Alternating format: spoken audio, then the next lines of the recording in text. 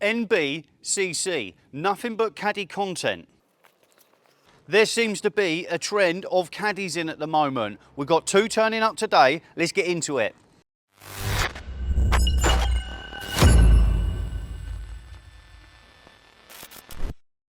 It is bright today. Weatherman said it was cold. Michael Fish, I'm not happy. Anyway, there is a fleet, a sea, there is a collective of caddies in at the moment. It seems to be caddy content 1 minute, transporter content the next. I do plan to buy something different, not a van. I'm looking at maybe some sort of Golf R or something like that. We're going to buy it from Copart, fix it up, see if we can buy it and sell it and make some money, but that is coming very soon. I have to get through a few little projects. We've done the maxi. If you haven't seen any videos on that, we took it from a maxi and made it into a maxi. Just kidding. We've done a full refresh on it, paint, engine, gearbox, all the works. It's all on the channel. I'm waiting for 2 boys from the Bluewater meet to come in today. One guy called Mark, he's got a nice Mark IV pure grey maxi, and we've got Kyle coming down for a few last bits. Someone's coming to ruin the shot, so let's skip to then. Oh yeah.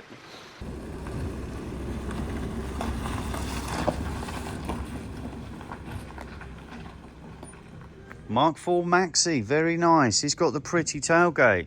He's over there loving the caddy pickup.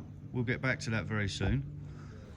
But he's here with a clicking noise while turning, and straight away I say drive shaft out of CV joint. I have just driven it again and I can hear it. It's only when I turn right.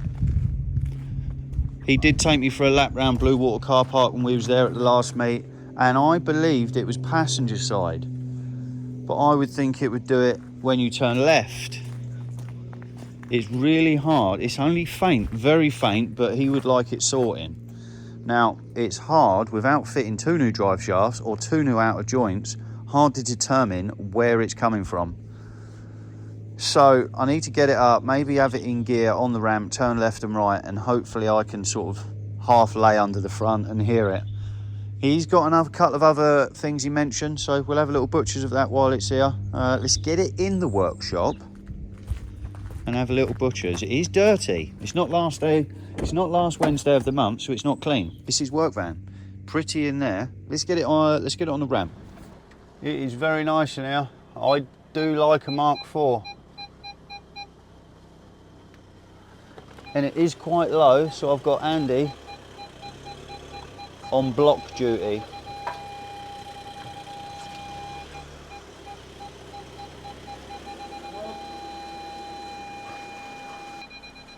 Happy days. It is lovely in here, lovely.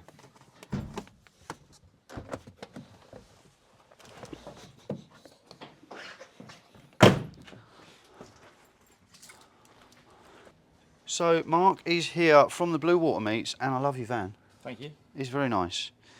You asked me at one of the meets where you mentioned a clicking noise while turning. You took me for a little drive around the car park and we could hear it.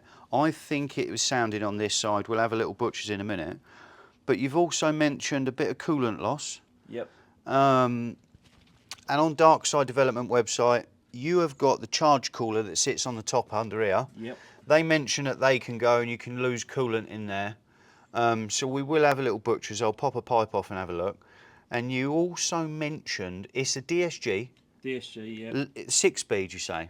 I think so, yeah. I think it's a 6-speed DSG. And the earlier ones, like Darren's, the white one, they're 7-speedy. I think so, off the faster engine cars, yep. if you know what I mean. Yeah. And this is a bit of feedback. So if you've got a DSG in a similar age, I believe it might even be any VW, Caddy, or anything VW, basically, and possibly the 6-speed. I don't know a lot about DSG. It might be the 6-speed, but it's a tiny bit hesitant. So you mentioned that you put your foot down, the revs go up, nothing happens, it has a hiccup, and then it shoots off. Yeah, and then it's smooth after that. Once I've just took it for a drive around the block, and yes, I was rolling along, almost at a standstill, just pulling away, put my foot down, the revs go right up, it doesn't go anywhere, it has a little hiccup and then shoots off. Yeah. Basically. Yeah. And I know when I like mapping and stuff like that, they do the mapping on the gearbox. They do the as mapping well. on the gearbox, yeah. Apparently, it was all done. It was together. all done. So I was wondering if it's a similar, if that is a common trait for the 6-speed DSG. I don't know. You boot it, the revs go up, it don't go nowhere, it hiccups, then it goes. Basically, so if any of you guys at home watching know anything about these, is that a common trait or is there something we should look out for? Because I'm not a DSG man. But I did notice it. You're not going mad. That's good. I thought I was going mad. No, definitely not going mad. Absolutely love it. It is dirty, but as I said, it is not the last Wednesday of the month, so it's not clean day. It will be clean day soon, though. Yeah, good. And October meet is meant to be a really big one because it's the anniversary. Yeah. Will you be there? Yeah, I'll be there. Definitely. Good. You haven't missed one for ages now. Yeah, I haven't missed one. I have missed one when we went to Germany. No, we didn't go to Germany. It was Netherlands Caddy Fest. We got back and then the caddy meet was like the following day. I was like, I'm having one off. And I did miss it because they are a great bunch of guys. Miss it. Yeah, that's why I always go. And the missus goes, "You're going to your little caddy meet again?" And I'm like, caddy yes, gang. I am. Yeah. Once a month. If you haven't been to the Bluewater Caddy meet, this October meet is meant to be a big one, and there is a lot of people coming. So if you haven't been, last Wednesday of the month, Green Rose Gallery car park, 6 till late. We'll see you there. I'm going to whip the cover off. I'm going to have a look at your charge cooler, maybe pop some pipes off. I mentioned to you that I had a Skoda taxi in many years ago, and that had a coolant leak, and I bypassed the water that runs through the charge cooler. Yeah, you got the 2 pipes on the top. To see if it then stopped. Whether that is, that's definitely a sure way of doing it, because if you don't lose coolant, you know that is the problem, because they're not cheap. £600-700 nowadays. Yeah, that's what I looked at. It's not cheap. Scary, really. So when I done one, they were a lot of money. I think it was like nearly £1,000, but we did bypass the pipes, and it stopped losing coolant. So charge cooler is designed to have water running through it to keep the air charge from the turbo cool, but it's 90-degree water, so I don't understand how a charge cooler works with hot water running through it. But if in the cooler you can do it. It's got cold air. That's right. So I wonder whether it would overheat something, and we didn't want to melt a piston or anything like that. But we'll have a little butcher's, and then we're going to look at the CV joint. Cool. Hopefully I can lift it up and turn the steering one way or the left to try and determine which one it is, because I heard at the Bluewater meet it was that one, but then it only happens when we turn right. I don't know. We'll have a little butcher's, work a few things out, and we'll recap then. Excellent. We've got the engine cover off, and the suspected coolant loss, or it's an idea. On the Dark Side Developments website, they say that the charge cooler, which is this Dewberry Firkin, it's basically an intercooler with coolant or water running through it. Sometimes there's a pinhole and water can go straight in the intake and be burnt. They do mention about taking a sensor out, which I believe would be this temperature sensor, sticking a camera in, and you could see water. But that is like a 6-7 mil hole, so I'm not sure how small a camera they've got. But I just asked Mark how often he loses coolant, and he's written it down. He's very clever. He's on the ball. How often do you think you have to top it up? I think it's every 3 weeks. I think. Every 3 weeks, and how much do you have to put in? It obviously drops down for the sensor to come on. It drops down that much, does it? Yeah, and then I'm putting, I'm taking trips to Halfords all the time to keep buying the cooler. Yeah, from the light coming on to then fill back up to the max. Yeah, the bottom of that reservoir, isn't it? Really? Every 3 weeks. Well, that is the worst kind of leak. Yeah. Because if you was filling it up daily, we'd see a puddle. Yep. But you're not. No. It's a few 100 mil, nearly half a litre maybe, to 3 weeks. So it is a very small leak, which you might think, oh, it's not too bad, but it's really annoying. You've got a 18 plate nice van that wasn't cheap, and you're having to fill the coolant up every 3 weeks. And I've changed the EGR. You've changed the EGR valve because that has also got coolant running through it. That's what they first said it was, but it didn't make any difference. So this is the next big thing, and then Yeah, because, and Dark Side, I know their phone numbers come looking like price tags. The other way around, their price tags look like phone numbers, lots of ones and zeros, like binary, but they do know what they're on about. Yeah. They do. You have plastic water housings on the end of the cylinder head. And we have got a cooler on the gearbox. I have seen them leak before, actually. But I'm not seeing any pink staining at all down there. Again, we're asking the viewers, you guys at home, have you experienced anything similar? He's losing a bit of coolant every 3 weeks. This Dewberry Firkin charge cooler intercooler is like £700 before fitting. It's not something I just want to slap on and say, yeah, go on mate, all done. It's not what we do. We'd like to see a bit more assurance. So, I don't know. Hopefully someone at home's had a similar issue and can help us out. I am going to lift it up and see if I can find what CV joint is clicking. I did investigate a little further on the charge cooler setup, and there is another sensor to the back of the charge cooler, which I believe Dark Side are on about. I pulled that out, and yes, the sensor's dirty. I have got a macro close-up video of the sensor.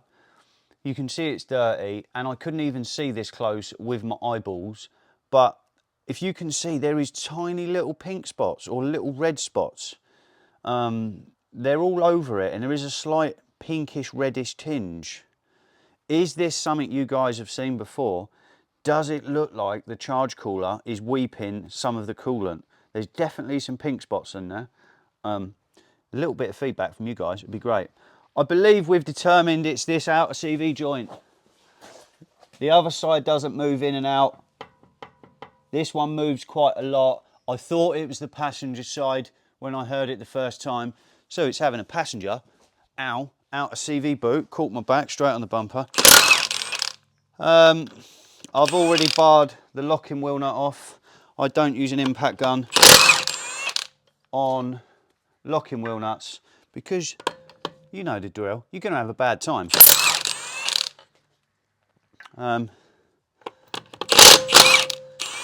It's one of the newest caddies I've played with, so stuff should come undone nice and easy. Nice rotiforms on it. Oh. There we go. Outer CV joint. We've got 3 16mm bolts on the bottom, a 24mm 12-sided. It's the same as all caddies. Let me strip some bits down. We get to the good bit basically. Let's have a butcher's. Literally 3 16mm bolts underneath, 24 12-sided socket, drive shaft nuts out. I have got a ratchet strap pulling the leg out, and the good thing about VWs, you can just hammer the nut in with a gun, not just a hammer, and it pops the CV joint off. As many other vehicles you do this, you end up sometimes having to take the shaft out, you're hammering it in a vise. But I have had some VWs that didn't do it. We're not going to do it with 16mm. So let's see if the day is going to go well or not. I have taken the inner clip off.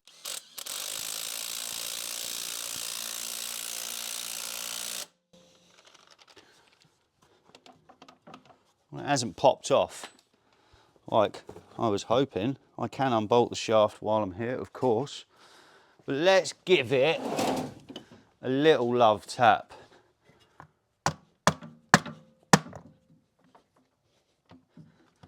No.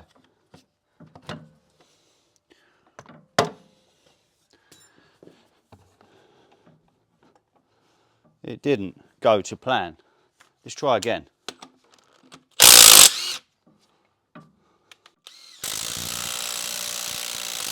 There it went. It definitely went. Something popped anyway. if the joint weren't knackered, it is now. And it does keep pulling the inner one out, and we don't want that. Otherwise I'm going to be wrestling that.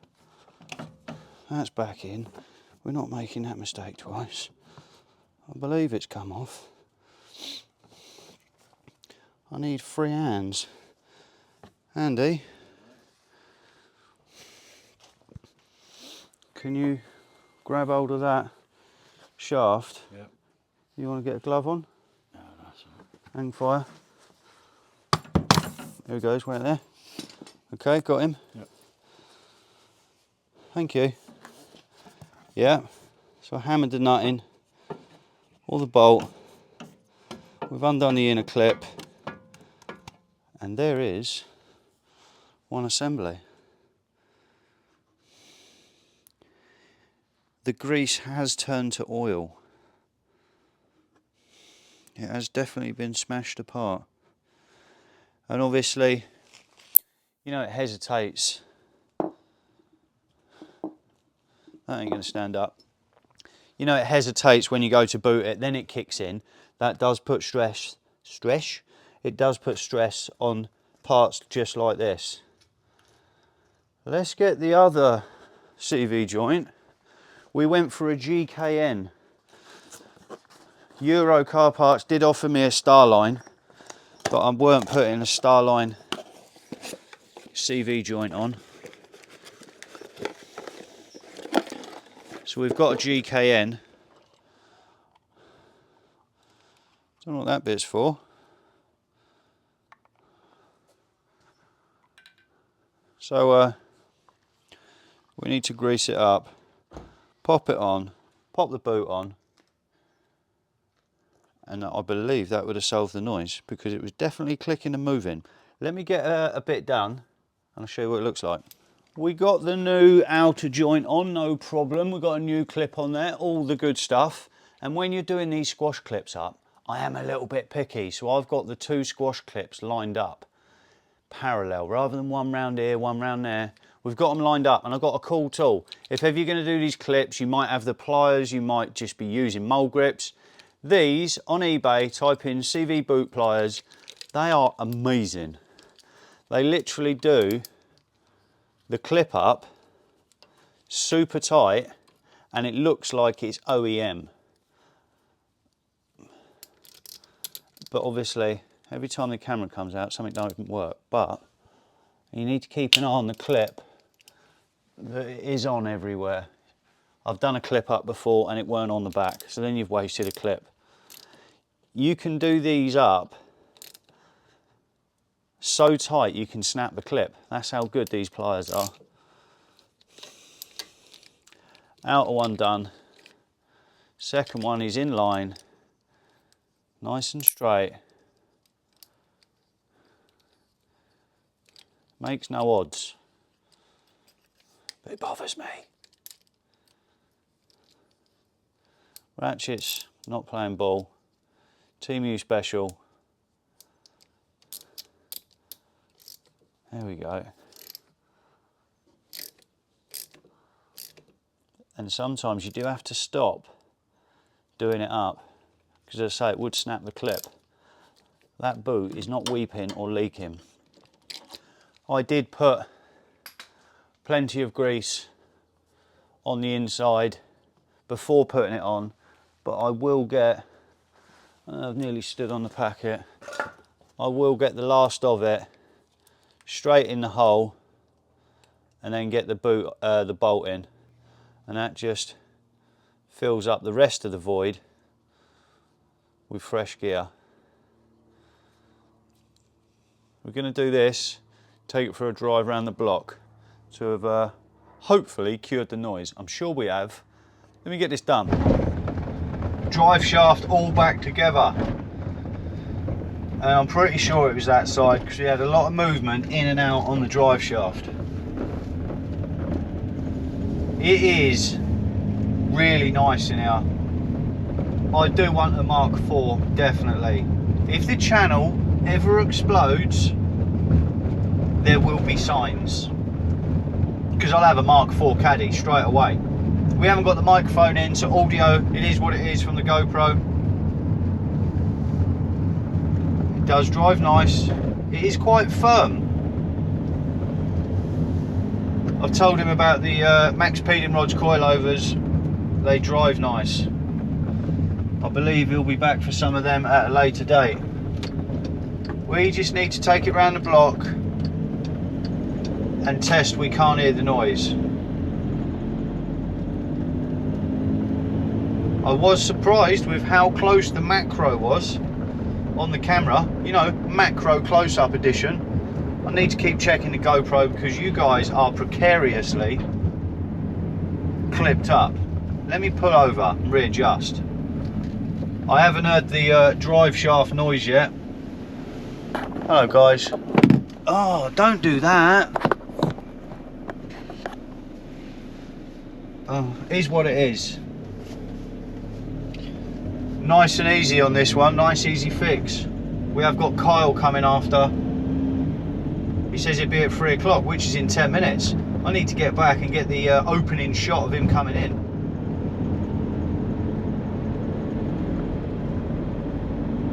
This does drive nice. Are we going to hear the noise? I didn't hear it. So when we was turning right under partial load, you guys are on the wonk again. Oh mate, we're not winning today. I've stopped. Oh mate, don't do that. Is that going to stay? It's going to have to do. If it falls off, we're cutting straight to the next shot. I'm not stopping again. It's still there. We're good. When we turn to the right, under load, you'd hear a clicking. Didn't hear it. Good so far. Left. Didn't hear any noise. Hopefully that's fixed. I will, camera's on the wonk, but I believe a GoPro should keep the image straight. I don't know, but if it falls off, I'm gonna cry. Happy days. I want a Mark IV. Let's skip to Kyle turning up and see what we need to fix on his.